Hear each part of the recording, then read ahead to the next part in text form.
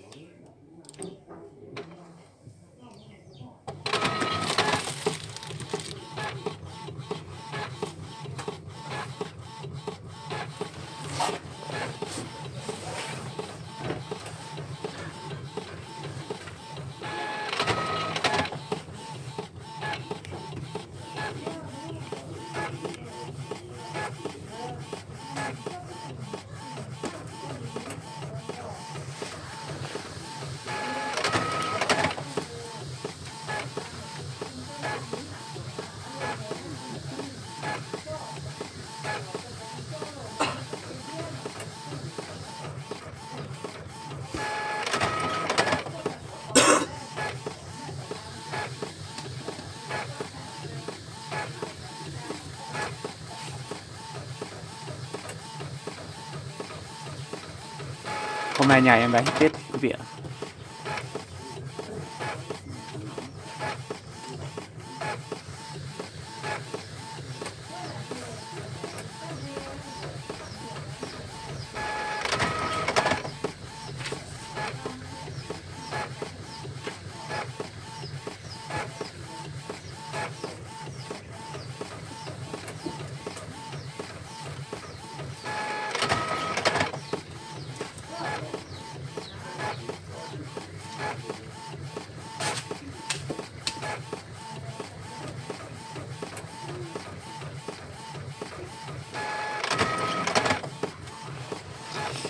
Hôm nay gia đình đã hết Tết quý vị ạ.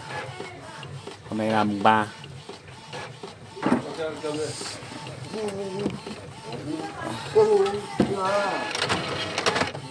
Còn 100 tờ nữa. 100 tờ nữa.